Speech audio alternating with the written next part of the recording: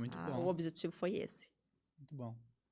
Para quem já trabalha remoto e não tem uma empresa muito equilibrada, né, nos processos, quais dicas você daria para essa pessoa? Pra botar ordem no negócio. Não para ela botar ordem, mas pelo menos para a cabeça dela ficar em ordem, né? Tá. Olha, eu vou falar uma coisa que algumas pessoas acho que vão querer me açoitar. Quando a gente fala da psicologia, porque a minha área é a psicologia do trabalho, né? Fala assim, se esforce para não responsabilizar o indivíduo. Mas a gente está falando de um profissional que está nessa empresa e tem dificuldades, e a empresa não está sabendo trabalhar, e é para essa pessoa que eu vou dar essa orientação. Você precisa encontrar estratégias que facilitem o seu trabalho no processo de comunicação e equilíbrio de bem-estar e saúde mental. Então, um dos pontos, primeiro você vai identificar, você tem uma boa relação com o seu gestor?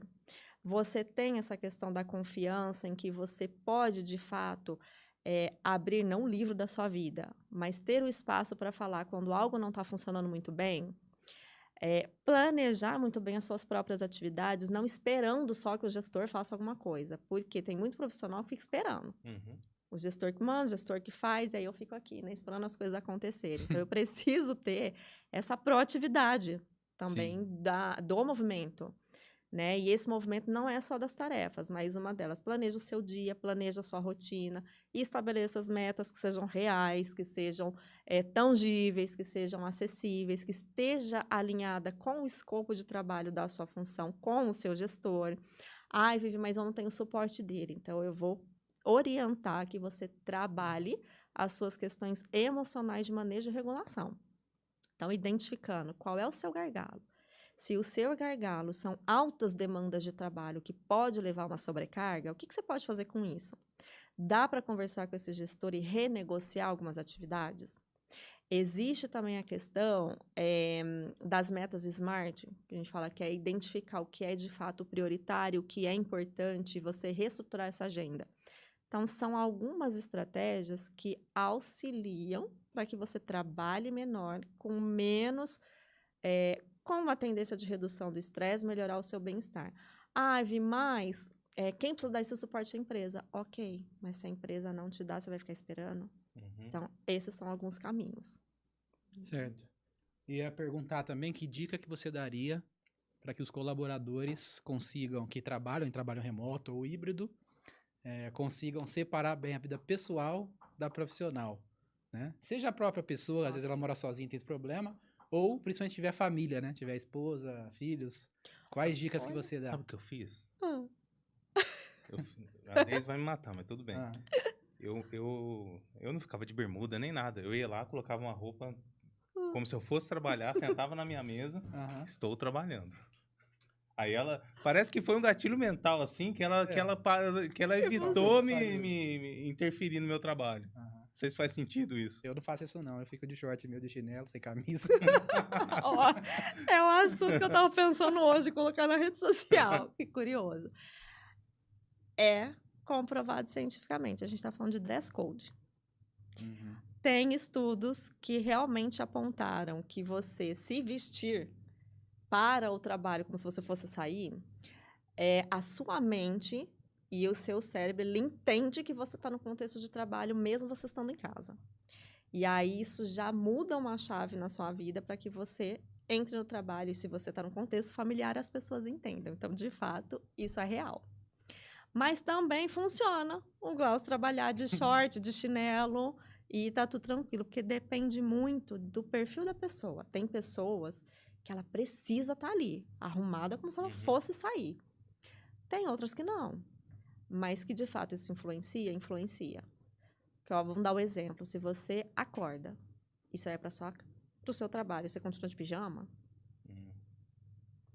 seu cérebro está entendendo ali que você está relaxado, que ainda está num contexto tranquilo, tá? Então, isso funciona. Agora, nessa questão aí de separar uma coisa da outra, tem técnicas e tem estratégias. Isso tem a ver também com a pesquisa de doutorado, que a gente fala da questão de conflito trabalho-família e processos de desconexão. Então, vamos lá para alguns pontos. Vou falar específico do home office, tá? Porque é a variação do trabalho remoto que mais pode causar essa interferência familiar, tá? E de outras questões. Então, primeiro ponto, para quem precisa desse perfil, coloca a roupa de trabalho. Mulherada que precisa sentir, faz maquiagem, faz o que você quiser, entendeu? Para você sentir que você está no ambiente. Se você não é essa pessoa, ok também, não tem uma regra, mas interfere no processo neural. Tenha um espaço de trabalho que ele esteja bem delimitado, com boa iluminação, organizado. Vou falar livre de ruído, gente. Não sei que você vive num negócio, né, numa caixinha. Mas o menos possível, que seja favorável para você desenvolver aquilo. Estabeleça regrinhas com a sua família, com seu ambiente de trabalho. Algumas pessoas, isso é comprovado, colocaram plaquinha na porta do escritório. Ocupado. Quando essa plaquinha vira, aí a família sabe que pode entrar, que pode interferir. Então, assim, são acordos. Façam acordos no ambiente. Além desses pontos. Segundo ponto, mas eu tenho um cachorro. Aí você não tem como fazer o cachorro parar de latir, né? Aí é uma outra questão. Assim, como que você vai trabalhar isso? Evita ruído, entenda que faz parte da sua vida, da sua rotina, que é natural do processo. Não encare isso como um fardo. Né? A questão da família, tenha as conversas. Falou, não é porque eu estou em casa que eu não estou trabalhando. Porque existe isso. A pessoa acha que você está em casa, eu vou falar de experiência. Lá na época da pandemia, eu estava fazendo reunião, estava assim, de repente, e eu estava com os meus pais naquela época. Abre a porta, meu pai não sei o que lá, e eu... Quem nunca?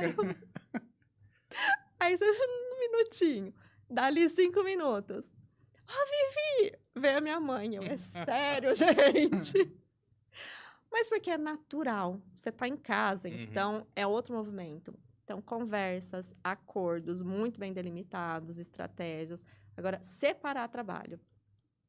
Esse é um negócio que eu coloquei esses dias, ou eu estou para colocar. Vários pontos e estratégias para você fazer a desconexão e saber separar. Primeiro, estipular o horário de trabalho, que é delimitar. Então, você vai limitar que até às 18 você está trabalhando. Depois das 18, façam rituais diferentes. Então, troca de roupa, coloca uma música agradável, já fecha o seu computador, o que for, notificação no telefone, notificação no celular, emita um comunicado, seja para o seu gestor, e seja isso, essa comunicação que precisa existir clara, né, e honesta.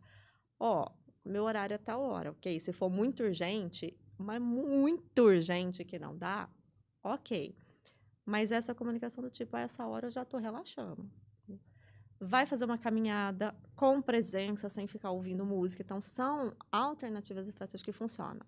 Para separar as coisas, colocar a delimitação, tanto que eu falo de desconexão e conexão com o trabalho, e delimitação com o contexto familiar. Conversas, alinhamentos, acordos, comunicação. Essa é a chave, comunicação. Sim. Vou dar mais um exemplo pessoal. Com as crianças, quando elas estão em casa, eu falo, quando eu tô em ligação, não pode entrar no quarto. Fecha a porta e tal, nem entra, né? Pra não atrapalhar.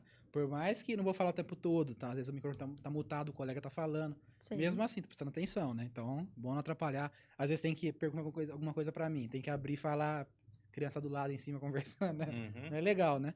Então, hoje mesmo eu comentei isso com a Estela, minha filha mais, ela tem 6 anos, né? Aí eu participei da dele, acabou, foi rapidinho, 20 minutos e tal. Aí ela entrou no quarto. Já acabou a ligação, pai? Falei, já acabou. Nossa, foi rápido, hein? Aí eu percebi que pela conotação que ela falou, tipo assim, eu entendi, eu acho que ela tá achando que eu tô trabalhando quando não tem ligação só. Aí eu já chamei ela e falei, deixa eu te explicar uma coisa, filha. Ó, a ligação que o pai faz todo dia, tem uma tal, às vezes tem mais, é pra prestar conta, explicar o que eu tô fazendo e tal. Quando eu não estou em ligação e estou no computador, eu estou trabalhando aqui no sistema e tal. Né? A ligação é só para explicar o que eu já fiz, o que eu vou fazer. Ah, tá, entendi. Ah, então tá bom. Então.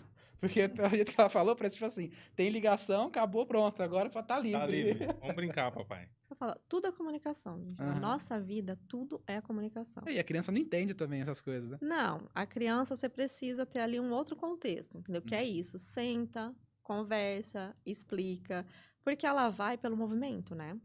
Até certa idade, ela tá indo pelo contexto. Então, isso precisa existir, que é as conversas, que é fazer a pessoa entendendo. Tipo, eu não tô aqui disponível. Eu tô em casa, se relaxando. Sim. Bom, pessoal.